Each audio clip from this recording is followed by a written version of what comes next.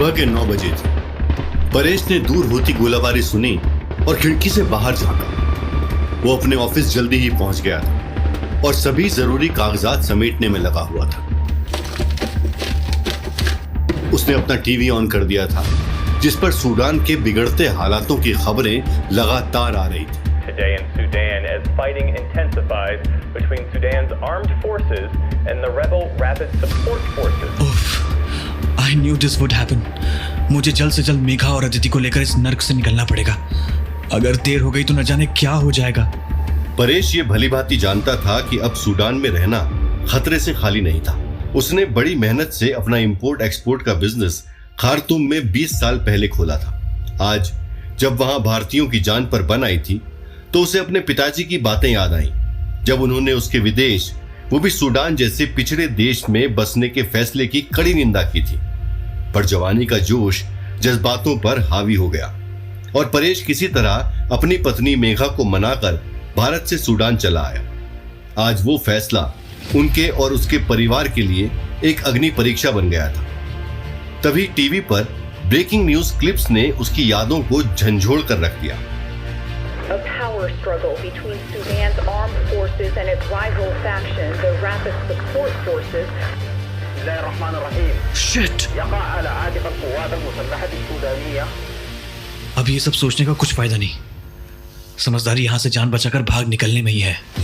Khartoum पर खतरे के बादल छा गए थे। ऐसा लग रहा था जैसे सूडानी सरकार और आरएसएफ के बीच की स्थिति का अब ठीक होना लगभग नामुमकिन था। परेश ने जैसे ही ये खबर सुनी और देखी, वो तुरंत अपने ऑफिस को ताला लगाकर गाड़ी में बैठा और घर की तरफ रवाना हो गया। उसने तय किया था कि वो कैसे भी आज अपने परिवार के साथ सूडान से निकल जाएगा। जैसे ही उसने गाड़ी मेन रोड पर घुमाई, एक रॉकेट उसके सामने से गुजरा और सामने आकर ब्लास्ट हुआ, जिससे लोगों में अफरा तफरी और हाहाकार मच गया। परेश के घर तक पहुंचने के सारे रास्ते जैसे सील हो चुके थे। हजारों लोग खार्तूम से अपनी जान बचाकर भाग जाने के लिए सड़कों पर उमड़ पड़े थे। शहर का माहौल एक झटके में जंग के मैदान में बदल गया, जहां अब डर, दर्द और मातम हर आंगन में नाच रहे थे। परेश ने अपने 20 साल में कई ऐसे नजारे देखे थे, पर इस बार की झड़प कुछ ज्यादा ही बर्बर थी। परेश जानता था कि सूडानी सरकार और आरएसएफ के बीच के इस खूनी खेल में हजारों मौतें होंगी। ओह शिट, अब मैं क्या करूं? मेघा घर पर अकेली है और अदिति, वो तो स्कूल से वापस आती होगी। एक मिनट, मैं दोनों को फोन लगाता हूं।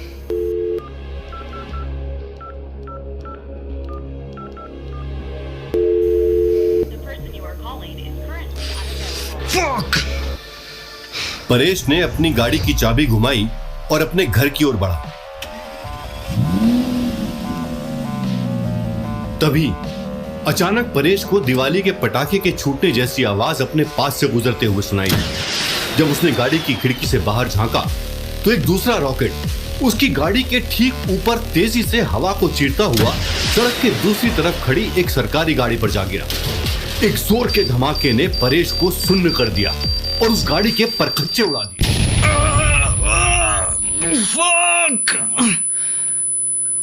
एक मिनट बाद जब परेश ने हिम्मत करके उठकर देखा तो पाया कि उसके सामने का रास्ता साफ हो चुका था। लोग तितर बितर कर भाग खड़े हुए थे। उसने मौका देखकर गाड़ी के एक्सीलेटर को पूरी तरह से दबा दिया और घर की तरफ दौड़ा दिया। रास्ते भर में सूडानी नागरिकों की लाशें सड़कों पर पड़ी हुई थी। परेश को ऐसा लग रहा था जैसे उसने एकाएक नरक में कदम रख दिया हो, लेकिन वो घबरा नहीं सकता था। उसे किसी भी तरह सबसे पहले अपने परिवार की जान बचानी थी। वहीं वाडी सिएडना एयरबेस पर एक इंडियन आर्मी हेलीकॉप्टर से मेजर भरवान अपने स्पेशल फोर्स की टीम के साथ खार्तूम के ठीक बाहर लैंड कर चुके थे। जैसे ही मेजर नीचे उतरे, उनकी मुलाकात एम्बेसडर विनय मोहन से हुई। मेजर, आरएसएफ ने सूडानी सरकार पर जंग का ऐलान कर दिया है। Time is of the essence. PMO की तरफ से भी डायरेक्शंस हैं कि इस ऑपरेशन को जल्द से जल्द पूरा कर लिया जाए। इसका मतलब है कि हम सही वक्त पर पहुंच गए। हेलीकॉप्टर से तो नीचे शहर में सिर्फ धुआं, आग और कई इलाकों में क्रॉस फायर्स देखे गए हैं। The situation is critical Indeed ambassador साहब। जी हाँ, घंटे भर की देरी भी हमारे भारतीयों की जान के लिए एक बहुत बड़ी मुसीबत बन जाती। I have my orders in place, Ambassador. I'll take over the rescue from here. Indian ground forces के होते हुए अब हमारे भारतीय भाई बहनों को डरने की ज़रूरत नहीं। हमें पूरे यकीन है कि हम हर एक को वापस ले जाएंगे सर।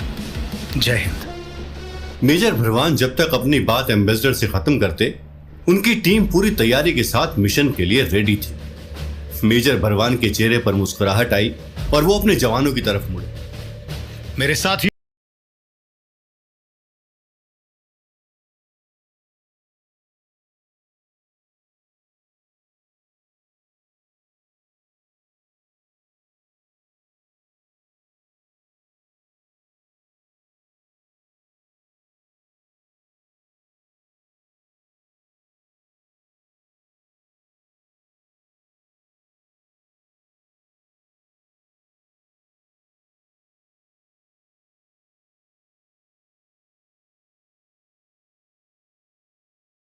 इंडियन छूटने ना पाए।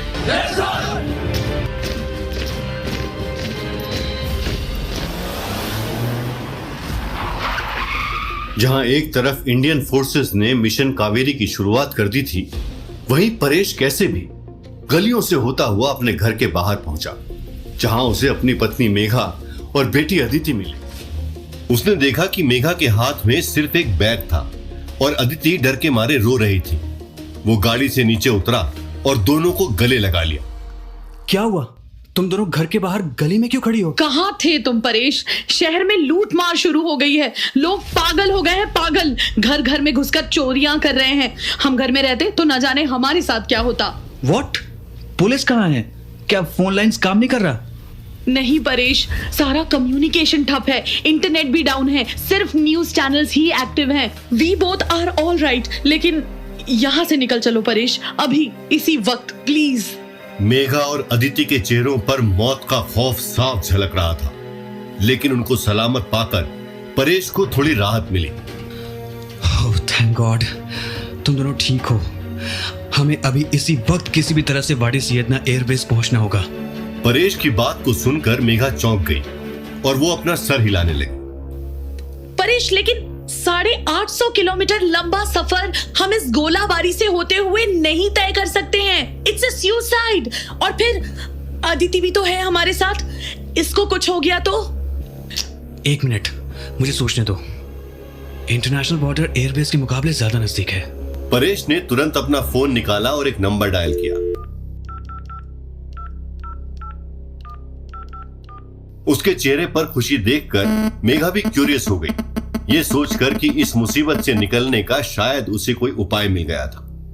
नंबर कुछ वक्त के लिए डायल हुआ और थोड़ी देर बाद किसी ने फोन उठाया, लेकिन मेघा उसकी आवाज नहीं सुन पाई और सिर्फ परेश की तरफ देखती रही। Hey Peter, how are you? I know the situation is jack shit. Where are you? What? Oh no. Is there no other way? But what do we do now? Why didn't you? Hello? Shit. Paresh का चेहरा उतर चुका था। उसके चेहरे पर पसीना छूटते देख मेघा की जबान सूख गई। उसे एक भयानक खबर मिलने का अंदेशा होने लगा। परेश, परेश, क्या हुआ? किससे बात कर रहे थे तुम? सब ठीक तो है ना? क्या हुआ है बताओ भी। तुम मुझे डरा रहे हो। मेरा दोस्त पीटर कल रात ही सूडान छोड़कर निकल गया। उसमें और मेरे बीच एक सुलह हुई थी कि वक्त आने पर हम इंटरनेशनल बॉर्डर पर कुछ ले दे के सूडान से निकल जाएंगे।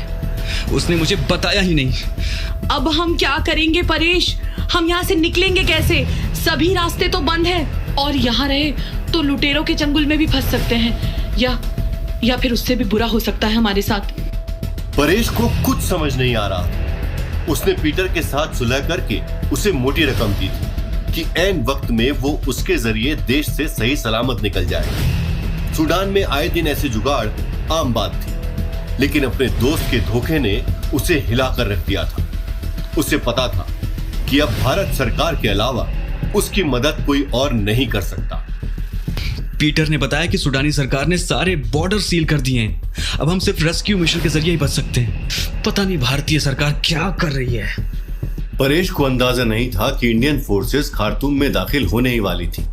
अब परेश के पास कोई चॉइस नहीं बची थी। उसे अब यकीन था कि उसे 850 किलोमीटर अपनी जान पर खेल कर तय करने होंगे। तभी मेघा ने अपना फोन परेश को थमा दिया, जिस पर आए एक मैसेज को परेश पढ़ने लगा। ये तो सूडान सरकार की तरफ से यहाँ रहने वाले सभी भारतीयों के लिए एक संदेश है। उनका कहना है कि हम इंडियन एम्बेसी पहुंचकर वहीं इंतजार करें, जहां से इंडियन स्पेशल फोर्सेस की एक टुकड़ी हमें बेसिस में वाडी सियदना एयरबेस ले जाएगी, जहां से हमें सऊदी अरब के जद्दा एयरलिफ्ट कर दिया जाएगा। ये तो अच्छी बात है। एम्बेसी यहाँ से 6 किलोमीटर दूरी है। हम गलियों से होते हुए वहां तक पहुंच जाएंगे और इंडियन आर्मी के कॉन्वॉय पर कोई गोलाबारी भी नहीं कर सकता। ये जरूर कोई रेस्क्यू मिशन हो सकता है। वहीं भारत की एम्बेसी पर विनय मोहन आते हुए भारतीयों के लिए खाने पीने, उन्हें आराम करने और मेडिकल जरूरतें पूरी करने में लगे हुए थे। तभी उन्होंने एक माइक हाथ में लिया। एम्बेसी के ऑडिटोरियम में सूडान के कोने कोने में बसे भारतीय मूल के लोग अपनी जान पर खेलकर किसी भी तरह खार्तूम पहुंचकर इंडियन एम्बेसी में शरण लेने पहुंच गए थे। भाइयों और बहनों, आप जहां इस वक्त खड़े हैं वो भारतीय एम्बेसी है, यानी कि ये भारत की प्रॉपर्टी है। यहां पर आपकी जान को कोई खतरा नहीं होगा। कुछ ही घंटों में आप सब अलग अलग बसेस में वाडी सियदना की ओर रवाना होंगे, जहां से आपको जेद्दा, जो कि सऊदी अरेबिया में है, वहां एयरलिफ्ट किया जाएगा, जहां से आपको सुरक्षित इंडिया वापस ले जाया जाएगा। मेरी विनती है कि हमारे स्पेशल इंडियन फोर्सेस के आने तक आप संयम रखें और उनके साथ कोऑपरेट करें। हम वादा करते हैं कि हर एक भारतीय को हम घर, अपने वतन, अपने देश भारत लेकर जाएंगे। जय हिंद। एम्बेसी से कुछ 6 किलोमीटर दूर परेश मेघा और अदिति के साथ अपनी गाड़ी में बैठा और एम्बेसी की तरफ रवाना हो गया। मेजर भरवान भी एक आर्मी जीप में अपने स्पेशल फोर्स की टीम के साथ एम्बेसी की तरफ बढ़े ही थे, जब अचानक उनके रेडियो पर एक खबर। Major, the entry into Khartoum has been blocked by the RAF, who are not letting anyone through. They want to take over the city. They probably want to pay off. Those bastards. I think your government in New Delhi will have to get involved if you want to save your people. इतना कहकर radio बंद हो गया। Major के चेहरे पर चिंता उभर आई। क्या ये कैसे हो सकता है? हमारी तो सूडानी सरकार के साथ सुलह हुई है। पीएमओ से मुझे कनेक्ट करो अभी। आरएसएफ अपने असली रंग दिखा रहा है। मिशन के चलते वो अपना प्रॉफिट देख रहे हैं। उनकी हिम्मत कैसे हो सकती है इस मिशन में दखल देने की? लगता है अब टेढ़ी उंगली से ही घी निकालना पड़ेगा।